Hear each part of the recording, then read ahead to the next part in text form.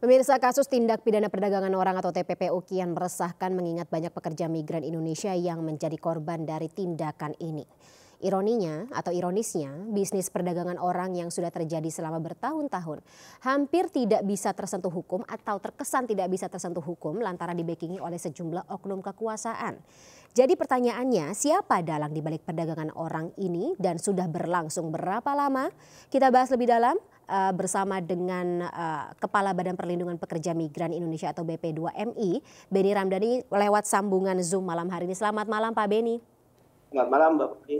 Baik, Pak Beni sendiri yang menyebut ya banyak sekali oknum dan hitungannya kelas berat gitu Pak Beni, TNI, Polri, aparat kemudian ya termasuk orang dalam tanda kutip dari BP2MI sendiri. Sudah terdeteksi Pak siapa saja?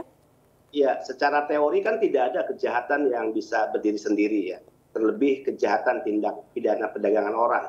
Sindikatnya ada di dalam negeri, kemudian sindikatnya ada di luar negeri. Dan selalu kalau bicara kejahatan TPPO, ini adalah bisnis kotor yang putaran uangnya sangat besar.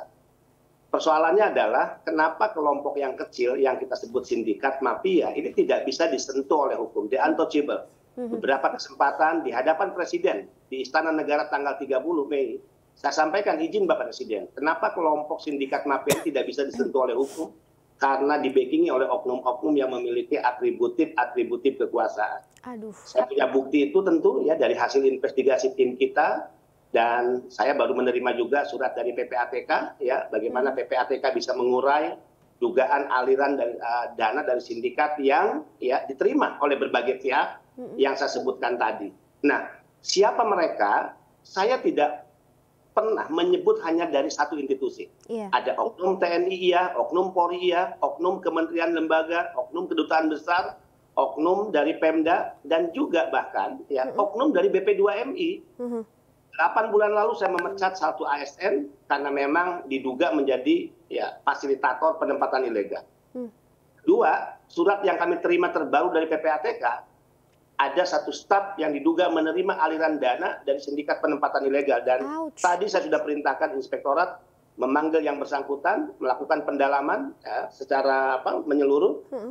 Dan tentu jika terbukti kuat yang bersangkutan menjadi bagian, kita tidak akan segan melakukan pemecatan. Saya katakan, negara ini tidak akan rugi kehilangan satu ASN, 10-100 ya pejabat negara demi untuk menyelamatkan 260 juta rakyat Indonesia. Kita tidak perlu takut untuk kehilangan satu aparat negara, 10 maupun 100 aparat negara yang brengsek, yang menjadi pengkhianat atas sumpah jabatan mereka, yang menjadi pengkhianat atas Republik dan negara ini. Setuju Pak Beni. Selain pemecatan, harusnya ada pidana juga dong yang membayangi mereka, oknum-oknum ini?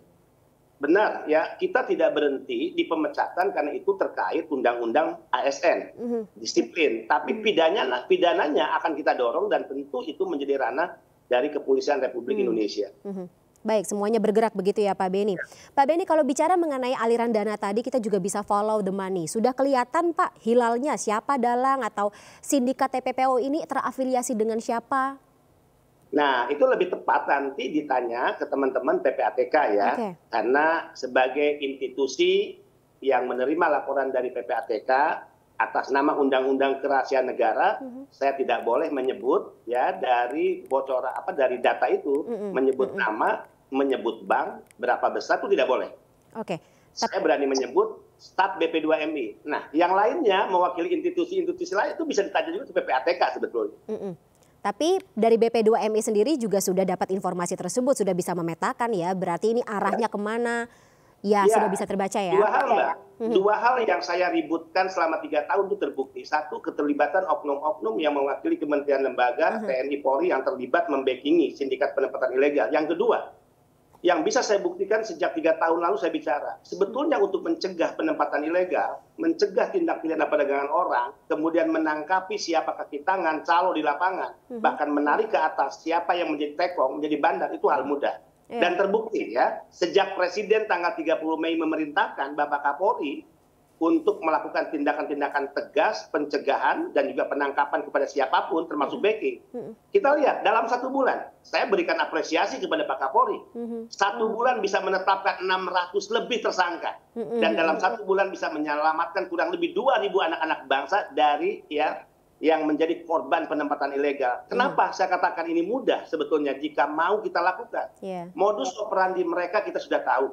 Jika target rekrutmen dari daerah mana, itu pasti mereka sebelum terbang akan ditampung di daerah mana, dan pintu keluar yang akan mereka gunakan apakah bandara, kemudian pelabuhan, PLBN, dan jalur-jalur tikus mana saja. Kita udah paham itu dan kita sudah memiliki pemetaan kok atas itu.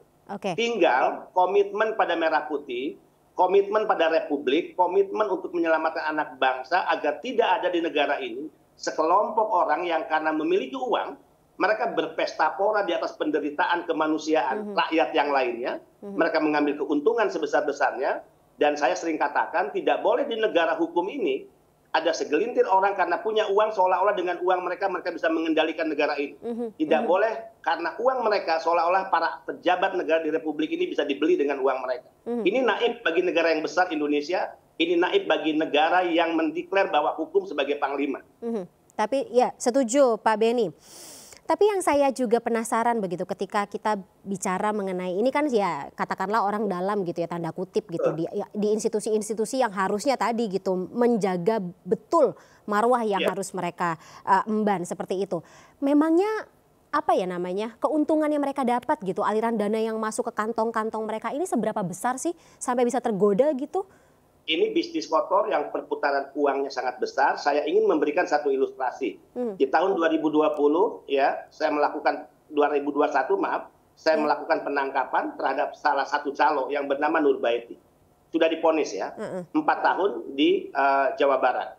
Dalam BAP Nurbaiti mengatakan dalam 2 bulan dia mampu memberangkatkan 500 orang. Nah, secara hitungan bisnis dari 1 orang yang diberangkatkan ilegal dia bisa mendapatkan keuntungan 10 sampai 15 juta. Berarti dengan 500 orang yang dia berangkatkan dalam 2 bulan dia bisa mendapatkan keuntungan 5 sampai 7,5 miliar. Seorang Nurbaiti masyarakat biasa, maaf pendidikannya tidak terlalu tinggi ya. Artinya kalau Nurbaiti bisa mendapatkan keuntungan 5 miliar dalam 2 bulan, berapa keuntungan yang diterima oleh pihak yang lainnya dari para tekong, dari para bandar untuk bisnis kotor ini yang diterima oleh para mereka yang saya sebut oknum-oknum yang memiliki atributif kekuasaan di negara ini. Ini sangat besar. Wah, ini sangat ya pidana yang dijatuhkan untuk mereka ya harusnya lebih berat begitu karena. Walaupun dalam kasus Nurbaiti saya kecewa karena harusnya undang-undang TPPO yang dikenakan minimal ancamannya 15 tahun, tapi ya ini persoalan kesepahaman untuk menerapkan undang-undang mana ini juga belum clear di level aparat. Saya sering menemukan dari berbagai kasus, ratusan kasus yang kita dorong ke kepolisian misalnya, di satu daerah kepolisian clear menganggap ini TPPO. Masuk ke kejaksaan, pihak teman-teman kejaksaan menganggap ini bukan TPPO. Sehingga ketika masuk pengadilan, ya penetapan putusan hukumnya menjadi rendah. Nah, kasus Nurbaiti sama seperti itu.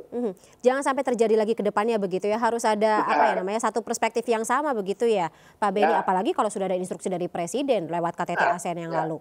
Presidennya udah keren, presidennya udah punya sikap tegas, tinggal bagaimana di level bawah ya tidak menjadi bagian dari pengkhianat negara sebetulnya. Oke, Pak Benny saya juga penasaran. Saya mengatakan di istana begini waktu konferensi pers, Republik ini tidak diproklamasikan untuk ya para penyelenggara negaranya duduk satu meja untuk minum kopi dan makan siang dengan para penjahat untuk melakukan pemufakatan kejahatan. Ya tidak, Republik ini dimerdekakan untuk memerdekakan setiap anak bangsa dari kemiskinan, kebodohan, dan penindasan. Penindasan termasuk eksploitasi tentang harkat martabat kemanusiaan yang dialami oleh para pekerja kita. Oke, baik. Pak Benny, sedikit mungkin bocoran gitu. Pak Benny pasti juga sudah bertemu atau katakanlah ikut serta begitu dalam investigasi yang melibatkan oknum dari BP2MI. Apa saja fakta-fakta yang disajikan gitu? Kenapa atau kapan dia pertama kali melakukannya gitu? Oleh siapa saja gitu yang berhubungan dengan dirinya? Ya, yang kita pecat 8 bulan lalu, Mbak, cukup mengagetkan. Di rekening pribadinya itu ada uang 250 juta ya. Saya berani bertaruh, saya seorang kepala badan, ya nggak punya lah uang di rekening sebesar itu ya.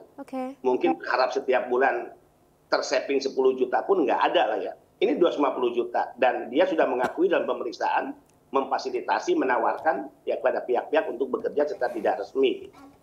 Nah sekali lagi memang sangat mudah penempatan ilegal yang dilakukan karena ada pihak yang memiliki uang, bandar, tekong, dan lebih mudah lagi tindakan kejahatan ini dilakukan untuk mengirim anak-anak bangsa ke luar negeri secara tidak resmi jika mereka dibackingi oleh orang-orang yang memiliki otoritas di negara ini. Oke, oke. Dan ada berapa orang Pak yang sudah dipecat berarti sampai dengan saat ini di BP2MI sendiri? 8 bulan lalu saya memecat 1 orang ASN laki-laki, yang kedua ya memberikan sanksi penurunan pangkat ya, dan tidak boleh mengalami kenaikan jabatan pangkat selama 12 bulan atau 1 tahun. Nah, yang sekarang data dari PPATK baru kita terima, kita lakukan pemanggilan ya pada hari Jumat kepada yang bersangkutan. Saya sudah perintahkan lakukan pemeriksaan secara intensif dan jika hasilnya ya sanksi disiplin berat berarti pemecatan. Baik, baik Pak Beni. Artinya apa? Saya tidak bisa hanya mengatakan ada yang brengsek, ada yang busuk di luar, ya, tapi kemudian saya melindungi hal-hal yang brengsek dan busuk di dalam. Saya ingin memberi contoh. Kalau saya berani melakukan tindakan tegas pemecatan kepada jajaran saya yang terlibat TPPO, saya juga menantang dong institusi lain untuk melakukan hal yang sama kalau kita ingin bersih-bersih dan memberi komitmen kepada merah putih. Oke, baik, baik Pak Beni. Komitmen tersebut harus menjadi sebuah komitmen bersama dan saya harap ini semua investigasi bisa berjalan lancar semuanya. Terima kasih sebelumnya Pak Beni, saya ucapkan atas waktunya. Yes, dalam Sindo Prime malam hari ini. Sehat selalu Pak Beni, sampai jumpa, selamat malam. Malam, Mbak.